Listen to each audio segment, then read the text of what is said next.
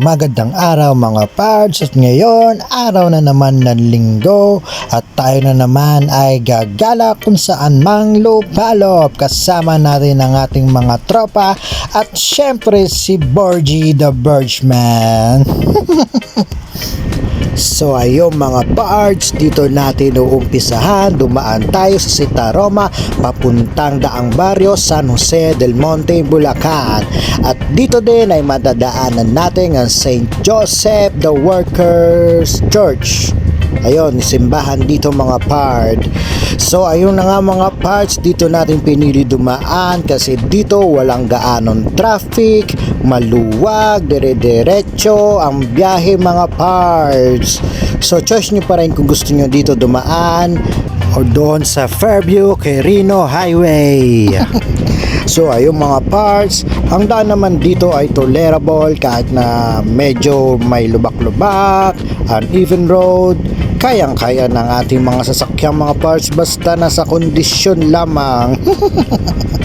So ayun mga parts, ang tagus pala natin dito ay Norsagaray Road pa rin, papunta na ang Gat Bulacan mga parts. So ayun, ayan ang rotonda papasok ng Angat. Yan mga parts, dire-diretso lang yan mga parts, no, papunta ng Angat. So ito na nga mga parts, ayan na, welcome to Angat Bulacan mga parts. So makikita nyo dyan sa kanan, medyo masarap na kapihan ng Pugpug Bikers Highland. So ayan din, maganda ang view, pwede mo na magpahinga sandali para sa mga kamay na nangangalay dahil mahaba-haba pa ang ating babahiin mga parts. So ayun, diretso lang at madadaanan natin ang Santa Monica Parish mga parts ng Angat. Yung mga parts, pwede muna tayo manalangin at gabayan tayo sa ating mga biyahe at sa darating pang biyahe mga parts, no? So yung mga parts, dire-diretso lang. Ayan, kakanan tayo dyan mga parts.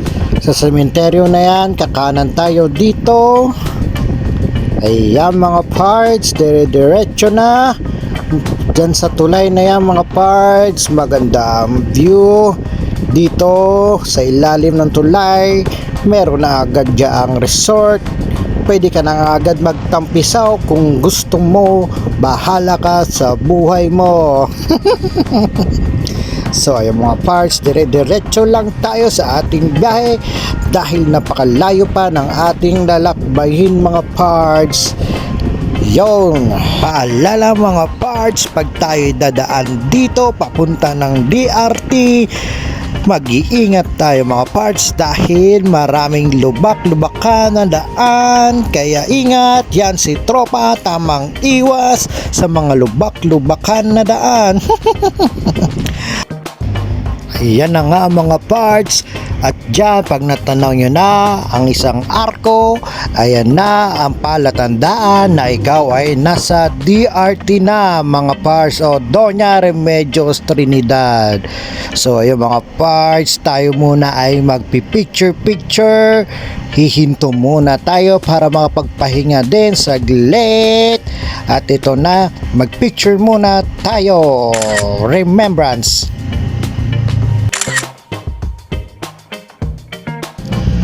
At ayun, ituloy na natin ang ating biyahe dahil malayo-layo pa nga ang sabi ni Waze. Akala ko malapit na pero budol pala. So ayun mga parts, habang tayo nagbabiyahe para hindi tayo antukin, tayo muna ay kukuha ng mga konting video pang reels, di ba? Ayan, nagpakuha ko sa aming tropa. Ayun, di ba? Kita nyo? Siyempre mga parts, kukuhanan din natin sila ng video. Ang ating tropa, ayan, tumingin ka naman tropa, ayan, kakaway na, ayun, di ba? Meron ka ng pang reels. So diretso pa rin tayo mga parts. Paalala, dito sa dadaanan natin maraming ahon, talagang pupulikatin ng iyong puwet. So mga parts, maraming matatarik na ahon dito mga parts, kaya siguraduhin kondisyon ng iyong motor at yan nadaanan natin ang papuntang Mount Brigino. 2 to 3 hours ang biyahe from Metro Manila mga parts, no? So dito para tayong nasa Marilake. Meron ditong mga pasigsag-sigsag, yung mga bangkeng-bangkeng, marami dito mga parts, pero ingat lang kasi isang pagkakamali mo ay nako, alam mo na. Yung mga parts, andito na tayo sa Barangay Akle, palatandaan na malapit na tayo sa ating destinasyon mga parts.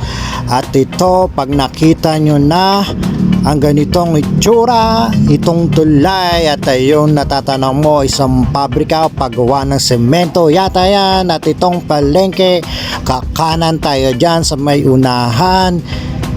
At ayun, kumanan na at hindi na naman nakuhanan ng video. Ewan ko, ba't di nakuhanan? Naputol siguro. Ayun mga parts, diretso lang at dito magugulat tayo pag nakita mo yung mga signboard na yan. Meron dyang biglang matarik na ahon, kaya bumelo ka ng mga parts. Ayan, pag ikaw ay nabitin, talaga lalawit ang iyong dila. Ayaw mga parts, sa unahan meron akong natanaw, akala ko environmental fee na, hindi pa pala. Ayon, parang wala lang, fee lang. At dahil doon nawala ako sa focus, imbes na kami ay kakanan dyan sa pababa na ito. Ayan. At ayun na nga, kami dumire-derecho. Ang masaklap pa ay napakatarik ng kalsada. Ayan ang bumungad. Ewan ko ba bakit ako nawala sa focus, dahil doon sa fifi na yon. At dito mga parts, hindi ko pa napapansin na kami ay lumagpas na. At dito na nga, nagtaka na ako kasi biglang humaba ang aming pupuntahan mga parts. Minto ako at yun nga. Palpak. At dito bumalik kami mga parts, at ito na ngayon ang environmental fee mga parts. May babayaran tayong 20 pesos kada tao mga parts, no? Ayan si kuya, tayo'y nilapitan na at binilang, ibigyan tayo ng resibo, sinulat ang ating pangalan. Ayun, apat kami, 80 pesos. Ito, una nating nadaanan ng Iket River mga parts, no? Dire-diretso lang mga parts, madadaanan natin ng Barangay Buho. Ayan, so diretso lang mga parts. Pag nakita mo yung barang malaking ukan na yan, at dito sa bandang kanan, eto na ang sentro na bato. Ayun mga parts, no? Sa wakas, sumakit ang aking puwet sa biyahe. At dito sa kulay blue na to, dito tayo magpaparehistro. Eto na mga parts, nakababa na. Sa wakas, nakarating na din. Ayun, nagpeace na. At syempre, ako naman din pa-cute. Dito pa lang sa taas mga parts, makikita mo na kaagad ang napakagandang view sa baba. Ayan mga parts, nakaka-excitement naman. Ito ang kanilang mga presyo mga parts: campsite, cottage rates, room rates. Bahala kayo kung ano dyan ang gusto nyo, at kami bababa na mga parts. Ayan, konti-konti na naming natatanaw. Ang ganda ng kapaligiran mga parts. Ayan, kita nyo yung tubig, napakalinaw, at randam mo agad ang napakalamig na simoy ng hangin. At yan mga parts, sa tawid diyan makikita natin ang mga campsite. Maraming tent ang naka pinch dyan mga parts, no? Ayan, sa mga balak mag-camping, mag-overnight, napakalawak ng kanilang campsite mga parts. pwede sa magtotropa, magkakapamilya, magkakamag-anak, magkakabarangay, magkakalungsod. Bahala na kayo sa buhay nyo. Ayan mga pards, paalala, walang signal ang mga cellphone dito. Pero sabi ng caretaker, meron daw ang smart, talk and text, and sun cellular. Bahala na kayo kung ano ang inyong gagamitin. Ayun, at kami tumawid na. Siyempre dahan lang. Ayan, so dito maghahanap na kami ng pwesto kung saan kami lalatag mga parts, no? Pinili namin ang campsite mga parts, no? 80 pesos kada tao yon mga parts. Bahala ka na maghanap kung saan mo gusto pumwesto. Ayan, kita nyo ang view. Maganda at malawak talaga mga parts ang campsite area nila. So ayun, nakahanap na kami ng pwesto. Siyempre kami magkakape muna pampagising ng natutulog kong dugo. Yeah! Ayan mga parts, tamang flex muna ng kape. Siyempre pang reels na rin Instagram. Ayan mga parts, at kami muna ay maglalakad-lakad pagtapos namin magkape. Ayun, dito iikutin muna namin ang lugar, so panoorin nyo na lang mga parts.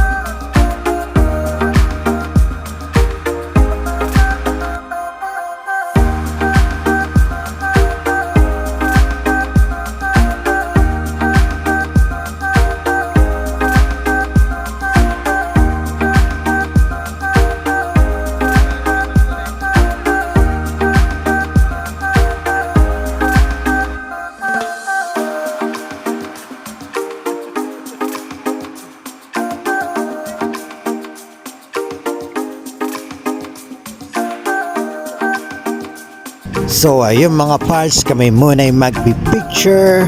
Ayan, napakaganda ng lugar, napaka-presko, ang sarap ng simoy ng hangin. Ayan, so ito ngayon kami inutusan bumili ng yelo para kami ay kumain na at kami nagugutom na konti, at ito na nga, gusto niya daw mag-parking. Yung ba yung ano, yung parang tumatalon-talon, ayun, yung parking tawag ata dun eh. So ito na nga, sabi daw action.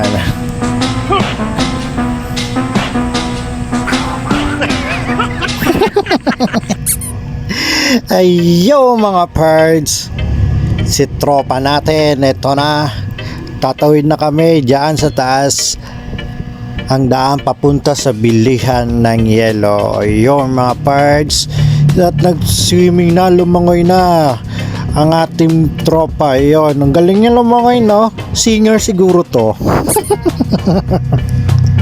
At ito na mga pards, nakabalik na kami kakain na. Ito na ang time lapse.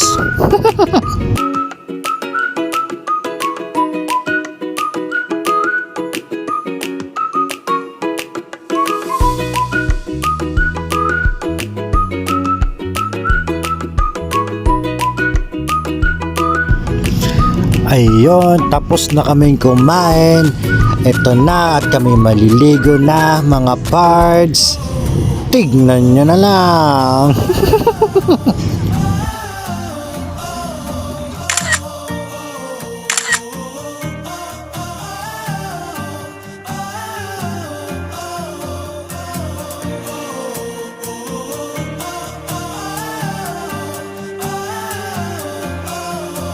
At ito, bibigyan ko na kayo ng sulyap sa sentro na bato.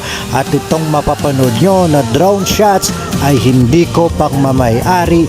Credit sa inyo. Maraming salamat mga pards.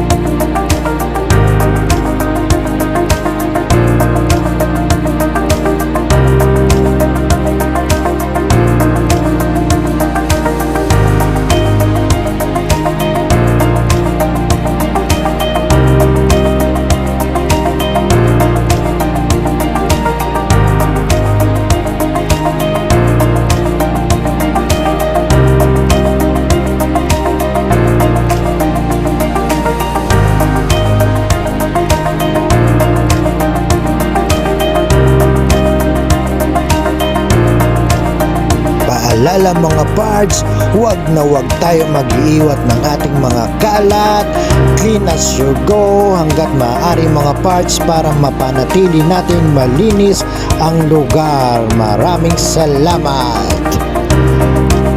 Ayun, hanggang dito na lang ulit mga pards. Kita-kita ulit sa susunod na video. Salamat, ingat.